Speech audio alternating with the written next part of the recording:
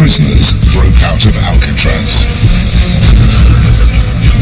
They made it to the shore of San Francisco Bay and into a cold and treacherous sea. Almost every detail of the epic escape was uncovered, but half a century on, one intriguing question remains. Did they drown in the notorious dark waters of San Francisco Bay, or did they make it out alive? The confounding case has never been closed, but compelling new evidence has emerged that may shed new light on the legendary Alcatraz breakout.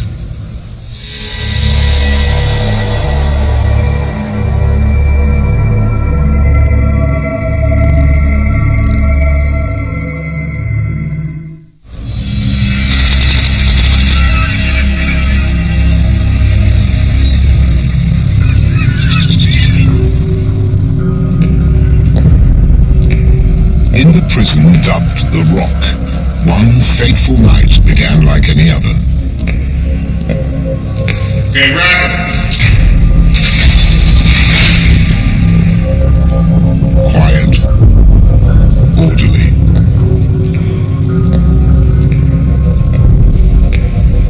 Yet guards had no clue that 3 inmates were preparing for what was thought to be impossible.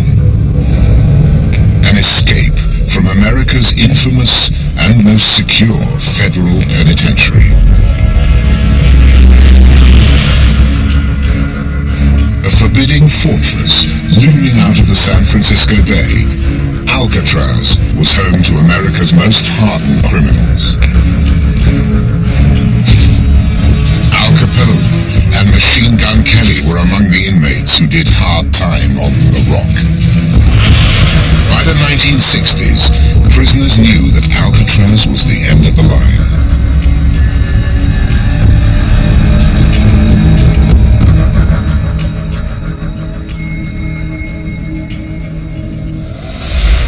Its walls, floors, and reinforced bars were thought to be escape-proof.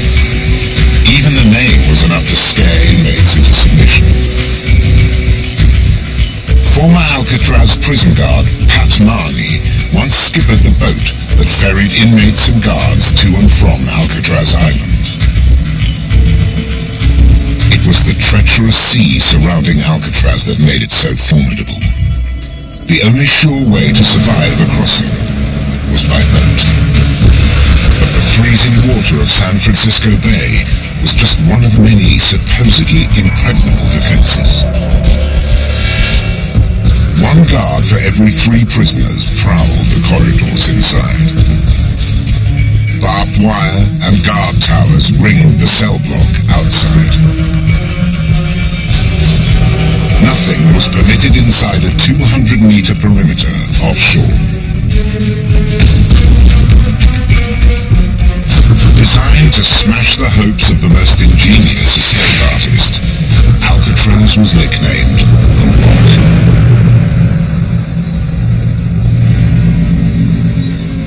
But prisoners Frank Morris, John Anglin, and Clarence Anglin found cracks in The Rock's defenses. Many inmates dreamed of breaking out, but few dared try. Frank Morris and the Anglin brothers were known as lifelong criminals and cunning escape artists. They were sent to The Rock after masterminding dozens of escape attempts at some of America's toughest penitentiaries.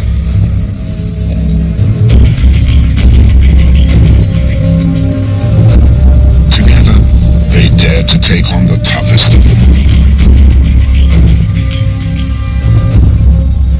Obsessed with finding a way out, they spotted a critical weakness within The Rock's forbidding walls.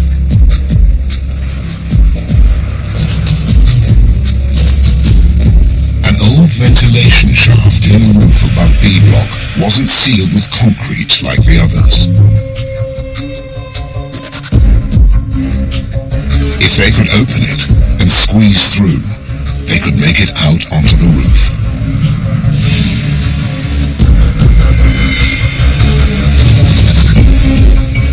But to get to the ventilator, they had to get out of their cells. Apart from the impregnable cell doors, a small rectangular metal grate was the only other way out.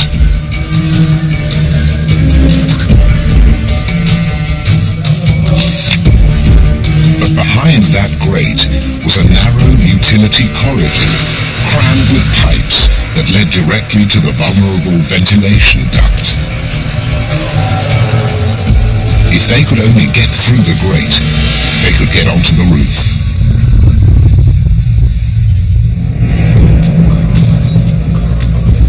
A network of conspirators soon provided the tools they needed. Fellow inmates employed in the kitchens, laundries, and prison workshops.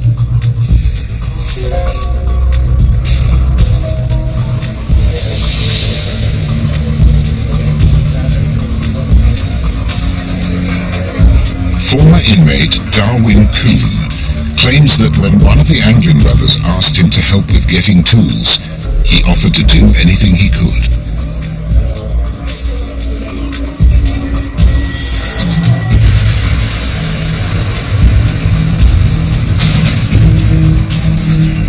A drill was crafted out of spare parts.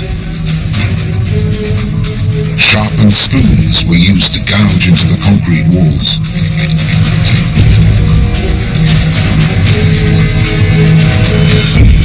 Once they'd removed the original steel grates, they replaced them with replicas made of cardboard and tobacco boxes.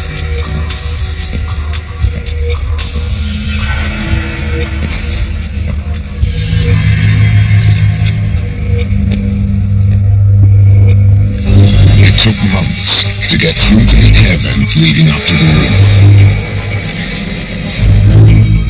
On the night of the 11th of June, they were finally ready to go.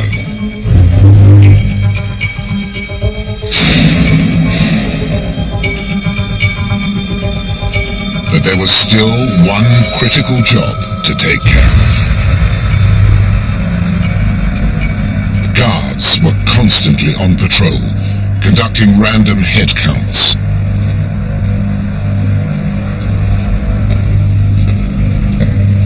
An empty bed would soon be spotted.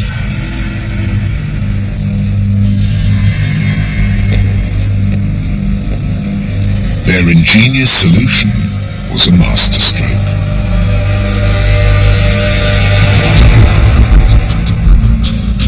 Wire frames, plaster, soap, and real hair were used to craft replicas of their own heads.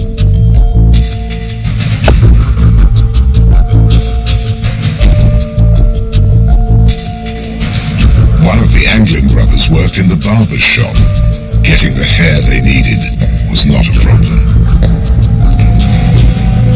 At the allotted time, the dummy heads were put in place, and the three escapees said goodnight to Alcatraz.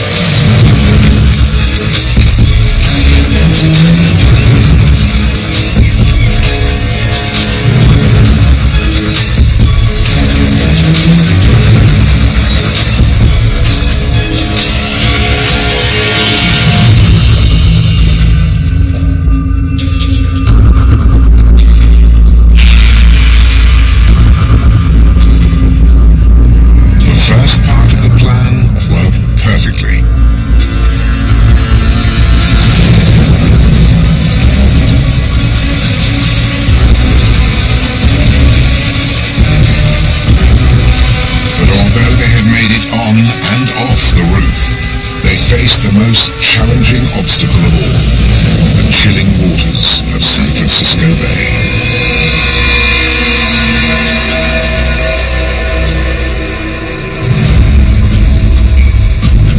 They were all too aware that other escapees had made it this far, only to drown in the treacherous sea. exposed to the notoriously cold and dangerous water, they wouldn't have stood a chance.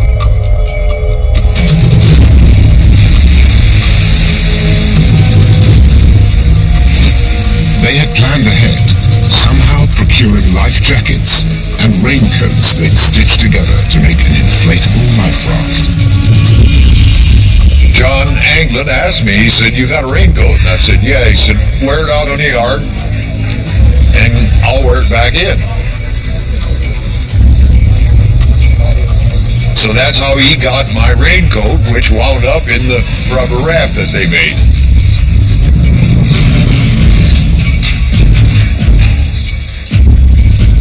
It took months of ingenious work and more than 50 rubber raincoats to make the watertight raft.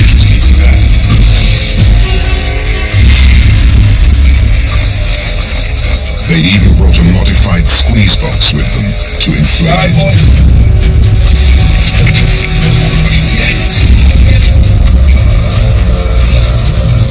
But it was impossible to test the raft beforehand, and a perilous 3-kilometer crossing to the mainland lay ahead of them. If the raft failed, they would have to swim for it, and almost certainly drown.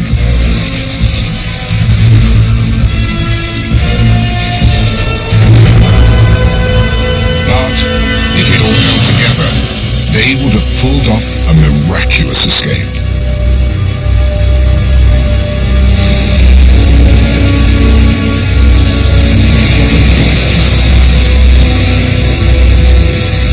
When the 3 escapees launched off the rock that June night, they were never seen again.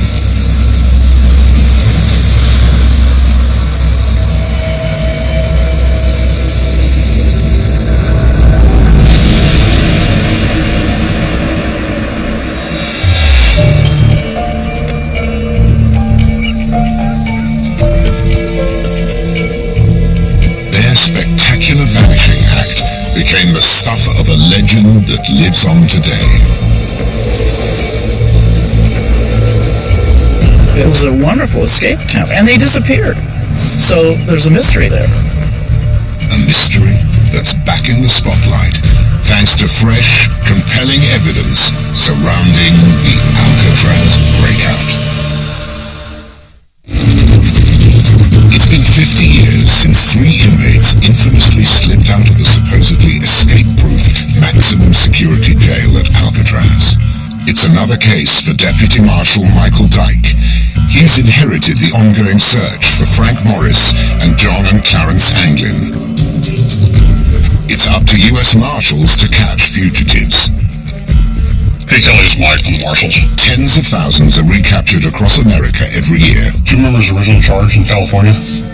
But this case is different. Appreciate it. Bye. Going back and forth, so let me know. With contemporary murderers and sex offenders at large, the 1962 escape from Alcatraz isn't the most pressing case, but it's still important to him.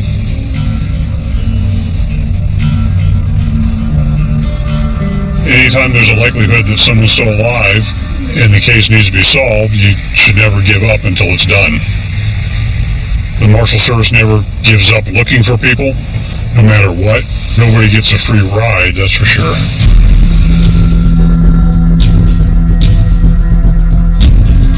The Deputy Marshal has digitized thousands of old files. He follows any leads from his San Francisco office. Some believe he's chasing ghosts. But Deputy Michael Dyke's meticulous work has shed dramatic new light on the Alcatraz breakout.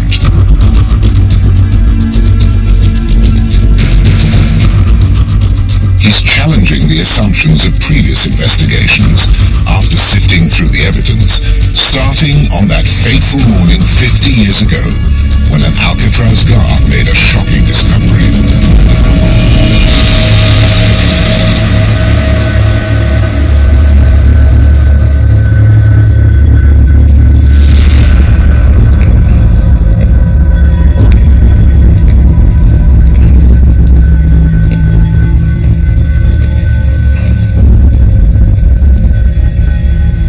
had a standing count at 7:30 in the morning.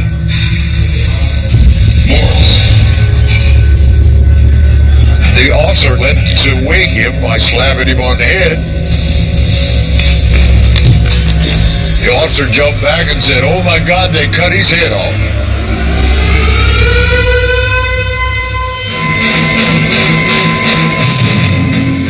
The spoon proves mightier than the bars and supposedly escape-proof Alcatraz prison. 3 bank robbers, Frank Morris and John and Clarence Anglin, scratched their way through grills covering an air vent, climbed a drainage pipe, and disappeared from the forbidding rock in San Francisco Bay. It appears to be the first successful escape in the history of the maximum security prison.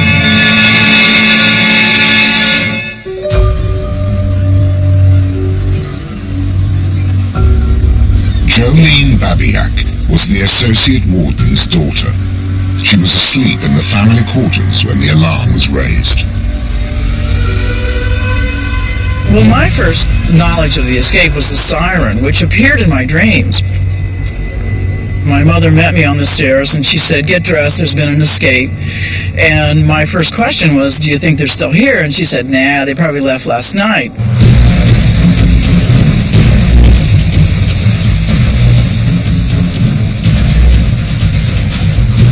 FBI agents, police and army units were scrambled to search the rocky coastline and icy waters of the San Francisco Bay.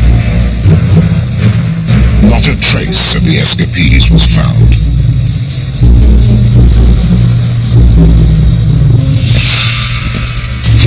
A search of the missing prisoners' cells revealed their route to freedom.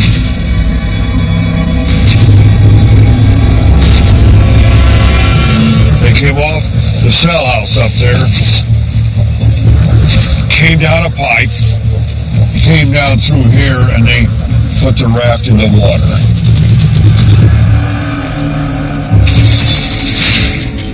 Interviews with other inmates led to another surprise.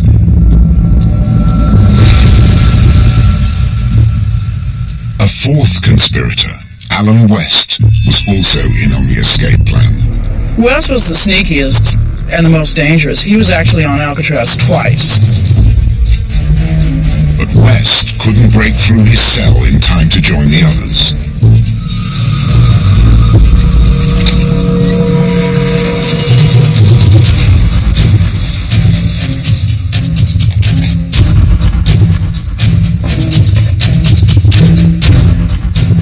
He told FBI agents that the escapees planned to follow an unexpected route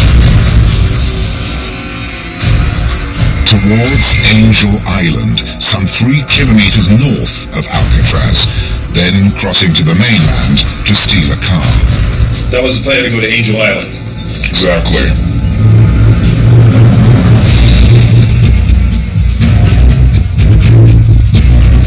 Agents swarmed the area, but the only signs of Frank Morris and the Anglin brothers were a paddle, 2 life jackets, and a small rubber packet containing photographs and letters.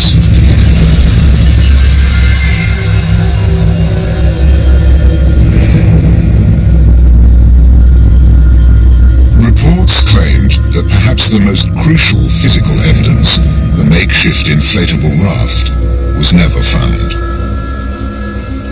No cars were reported stolen.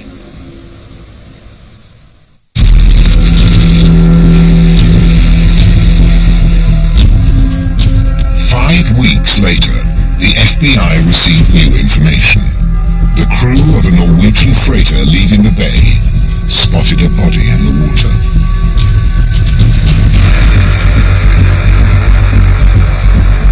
It said it was face down, but it was wearing very light blue denim-type pants and an AVP jacket.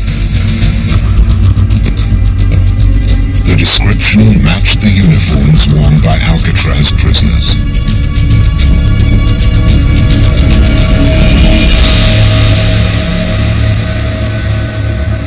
This report convinced many investigators that the escapees' raft failed and dumped them into a watery grave.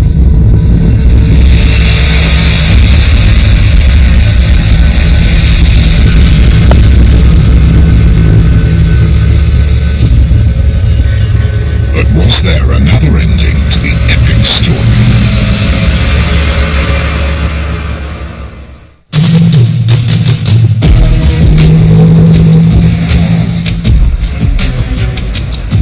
Almost 2 decades later, in 1979, the FBI passed the case on to United States Marshals. America's oldest federal law enforcement agency has been hunting and catching fugitives for more than 2 centuries.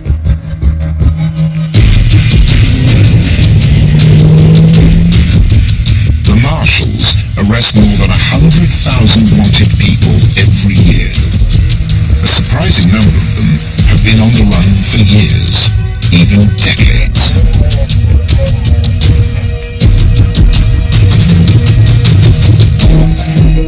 But the 50-year-old Alcatraz case is a unique challenge, even for the most determined marshal.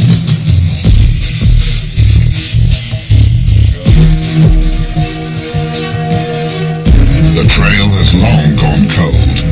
It's assumed that the 3 escapees probably never made it to freedom.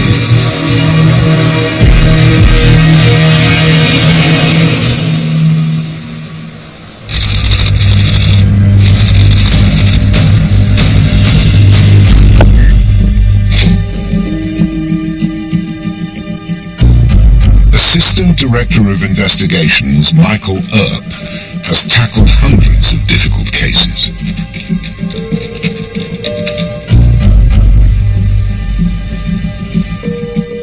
You start from the beginning. You take the case file, everything known at that time, and you review everything that you have. And you try to reconstruct in your own mind what was done back in those days. And you look for different investigative avenues that you think you might want to pursue that weren't pursued before. When the U.S. Marshals inherited the Alcatraz case, the FBI reports weren't computerized. You're now asking the FBI, okay, collect all the leads and all the reports, all the evidence and everything, box them up, and send it over to the Marshal Service. The reality of that is it took just about 2 years to get all the case files.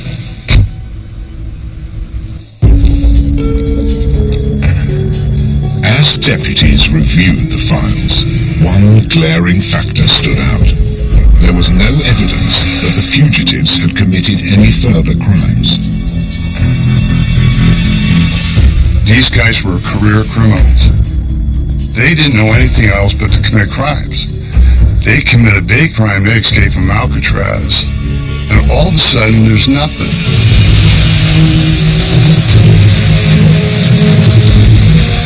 If the 3 had somehow survived the escape, could they have kept clean after breaking the rock? Most investigators think not.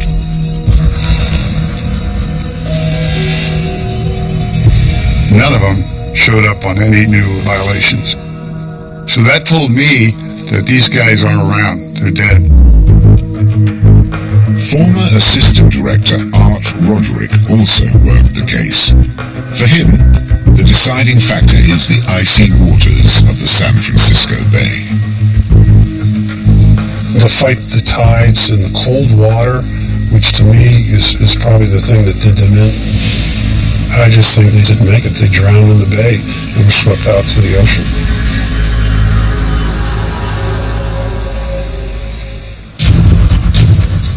If the prisoners did head north towards Angel Island, they would have faced a current twice as strong as that in the waters to the south. Their lives depended on their makeshift raft. If their raft did not sink, then I think it's very possible that 3 gentlemen paddling as hard as they can could have made it to Angel Island given what the currents were doing.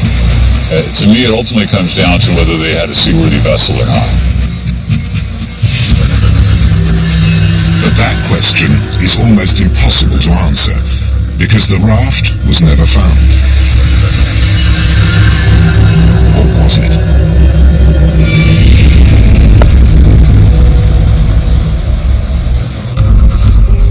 Deputy Marshal Michael Dyke has uncovered new evidence that turns this most basic assumption on its head. It suggests the fugitives may have beaten the odds after all.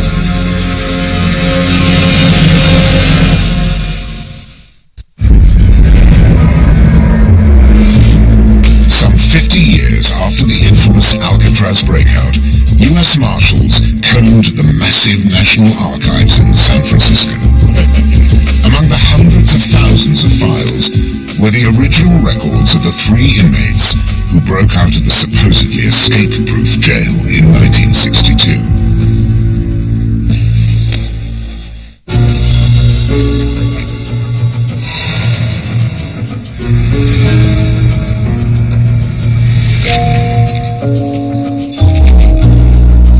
Escapee Frank Morris stood out as a typical tragic case. He was an orphan who went from one foster home to another before landing in reform school.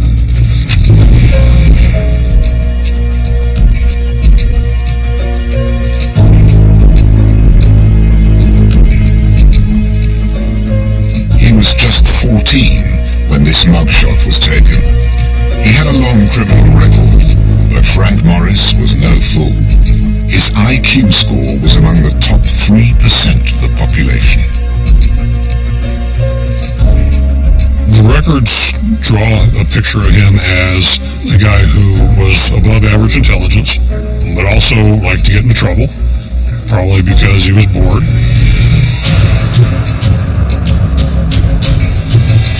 As he grew older, he settled into a pattern that would define his adult life.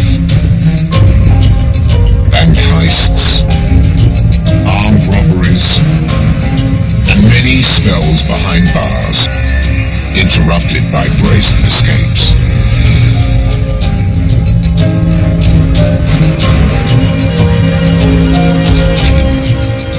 By the time he was shipped to Alcatraz, Frank Morris had earned a reputation as a canny escape artist.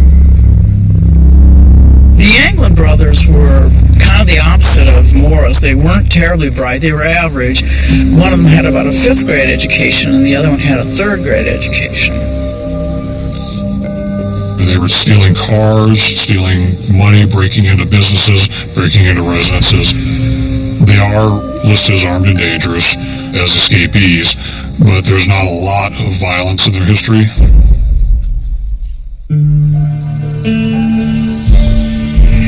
The Alcatraz records painted telling portraits of the escape artists as young men.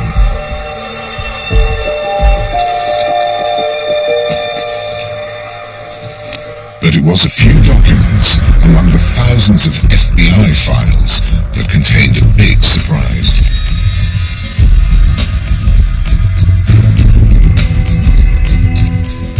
Two records that had been kept secret emerged from the archive.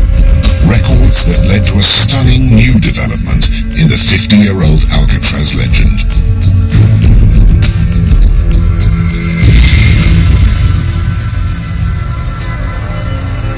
Officials claimed a raft was never found. But just a day after the escape, an FBI record indicated clearly that a raft was recovered from Angel Island.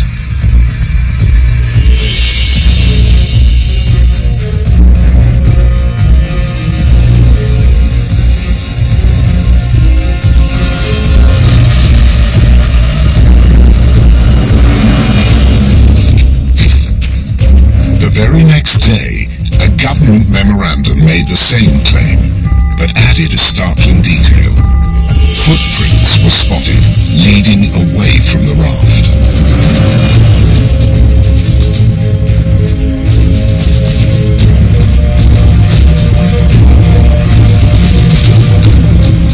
But if a raft was recovered, it was never entered into evidence. How that happened, and why the documents were buried in the archive remains unknown.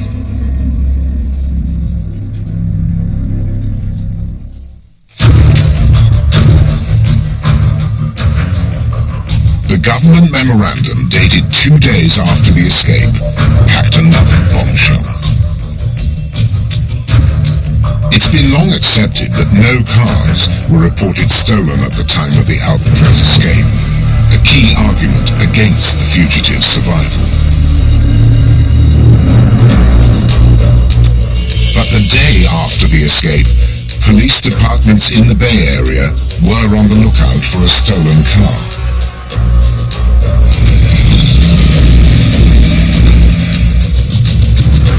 According to the government memo, a driver was forced off the road by 3 men in a blue Chevy. He phoned the highway patrol in Stockton to complain.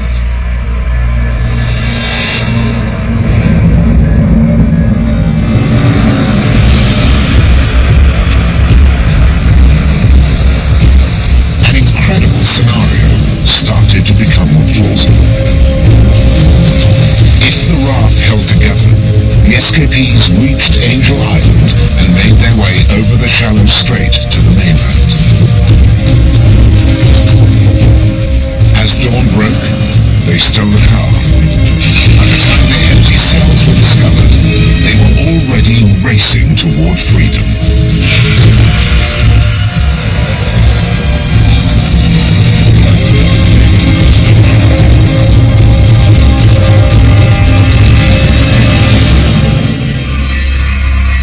Amazing story, supported by 2 key documents hidden in the vast FBI archive.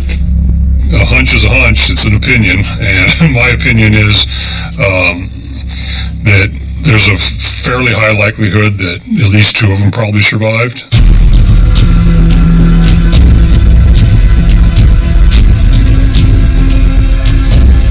But if 2 fugitives survived, what became of the 3rd?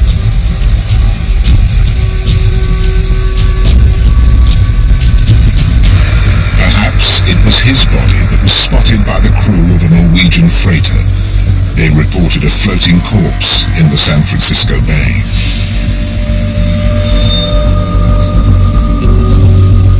And about 8 months after the escape, and 7 months after the body was seen floating, skeletal remains were found in early 1963 up at Point Reyes, which, according to studies on ocean currents, a lot of the currents would follow northward up there, and there's a possibility it could be the same body. Were they the remains of one of the Alcatraz fugitives?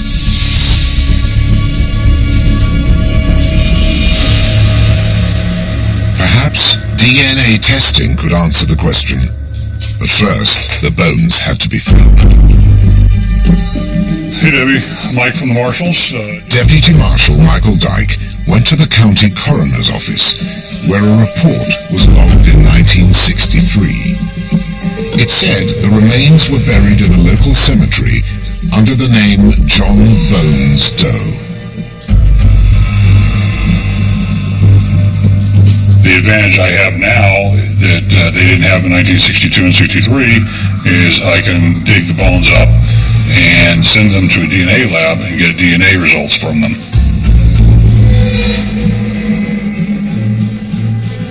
The original coroner's report provided a potential breakthrough. The condition and lengths of the bones were carefully noted by the medical examiner. And those measurements gave the pathologist the conclusion that the person was approximately 67 1/2 inches in height, which just so happens to be the exact height of Frank Morris. The similarity in height was a compelling clue, but there was only one way to be sure if the remains were those of Frank Morris: DNA testing.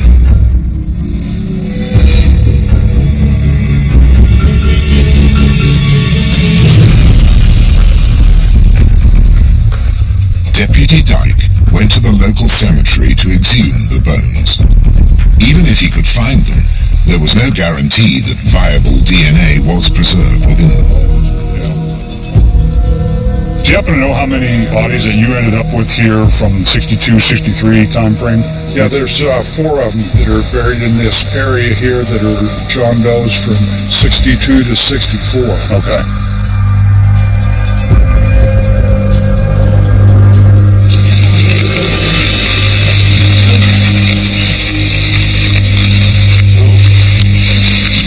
There we go. Selected That's what we want. That's one of them. Awesome. Okay. The Marin County coroners and I dug up the bones and delivered them to the DNA lab, and they will hopefully extract some DNA from them that we can use for comparison to a reference sample from a relative of the escapees. And I'll start with Frank Morris. He needed a reference sample to determine whether the bones belonged to the highly intelligent escape artist Frank Morris.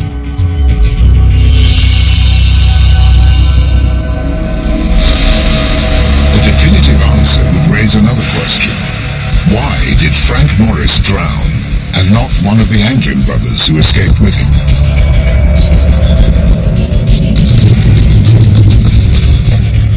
Frank Morris had a reputation as a loner. Rumors suggested the Anglin brothers didn't like him.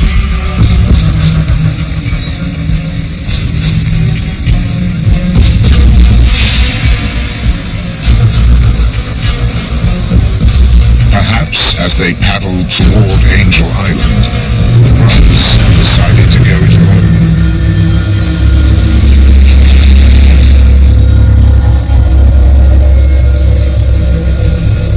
If he was beaten or thrown out of the raft, Frank Morris would have stood little chance in the cold water and treacherous currents.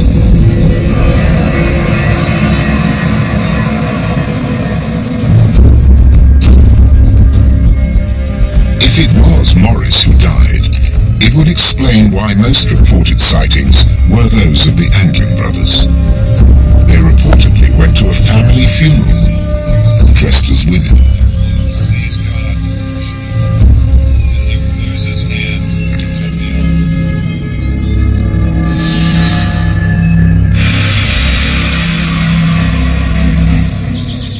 They were also allegedly spotted at a remote cabin belonging to a distant relative.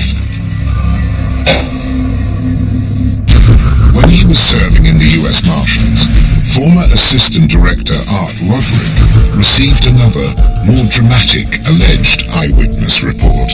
We had received probably around a 6-page letter about how this person's relative had picked up the Anglin brothers in San Francisco Bay and had been paid to drive them up to an area in Seattle. The driver got as far as a park on the outskirts of Seattle when he decided to double-cross the infamous Anglin brothers. This person had got it in his head that, hell, I'm going to go ahead and kill these guys, and apparently they had some cash on him and he was going to steal the money.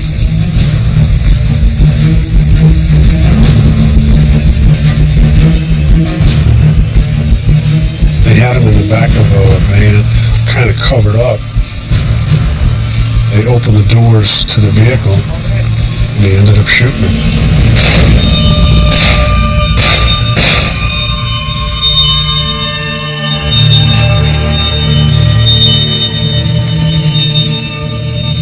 And the story was they buried him right on that spot.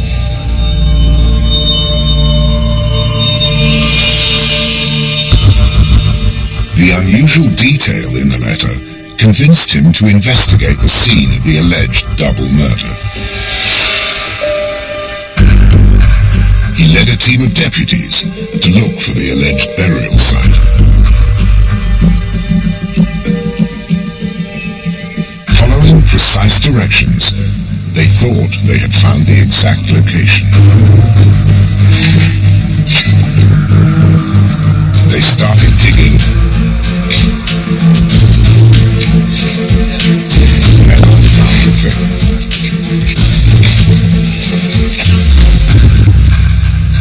So it was a heck of a story, but it was all fiction.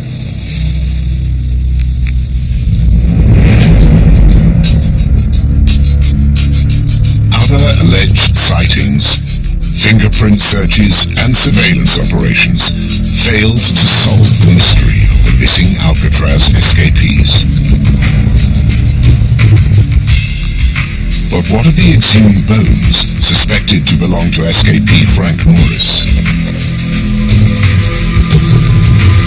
If DNA testing could confirm they were his, U.S. Marshals could at last account for one fugitive in a 50-year-old manhunt.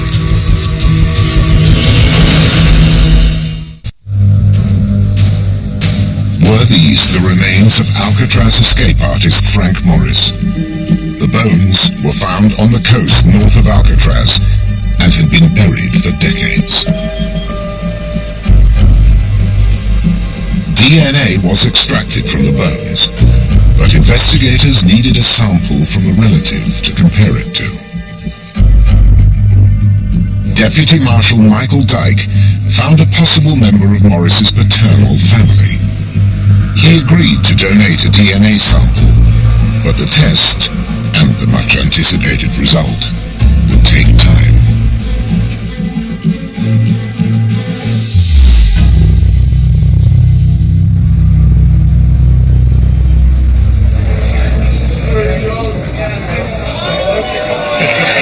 How you doing, Coons?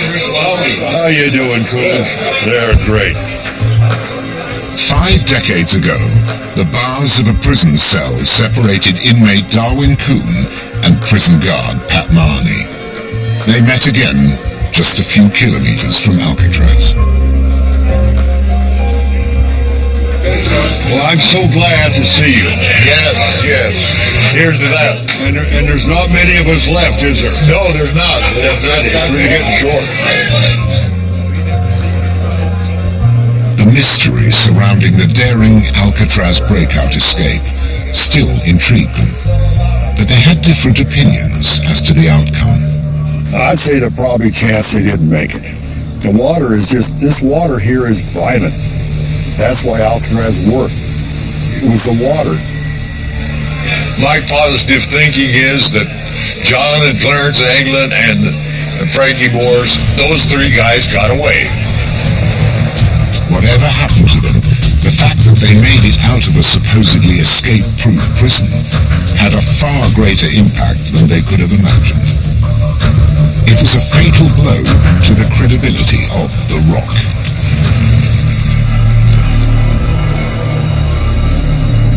Alcatraz being what Alcatraz was, it was a real embarrassment to lose anybody. Less than a year later, it was closed as a federal prison. It's hail and farewell to Alcatraz. Wearing handcuffs and leg irons, the last 27 of its 1,500 prisoners leave the crumbling, unsalvageable fortress for more modern federal penitentiaries.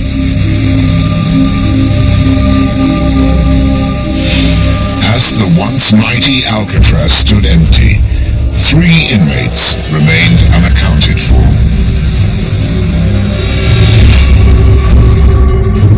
Some 50 years on, computer-generated portraits show what the escapees might look like today.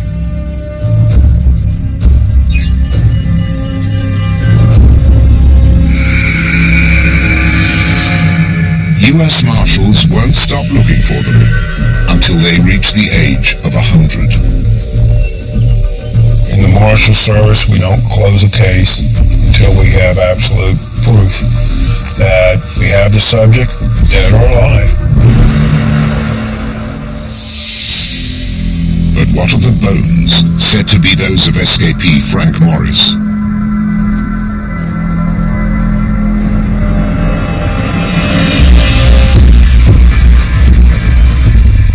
The DNA test results were finally in. Okay. Thanks, Sean. Bye.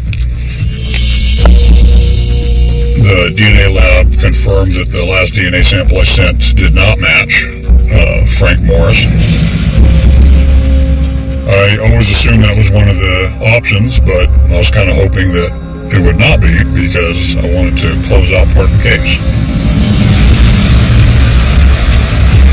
If the bones weren't those of Frank Morris, perhaps they belonged to one of the Anglin brothers, or perhaps they belonged to another unknown person. If so, it would mean that the two key records hidden in the FBI archives were right, that the three escapees survived the journey across the bay. That footprints were found leading away from the raft, that a car was stolen, and the three men inside were the Alcatraz escapees.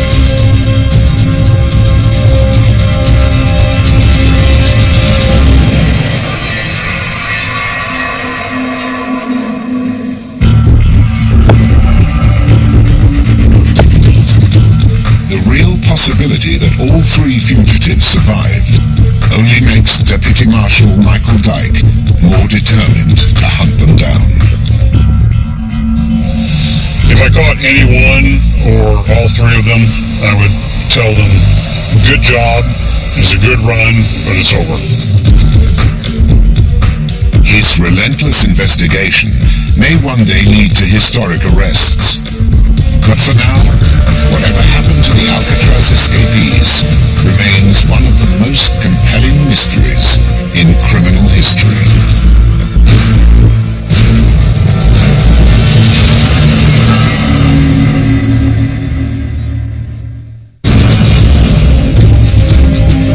Don't miss the brand new series of Mega Factories, continuing with the BMW X3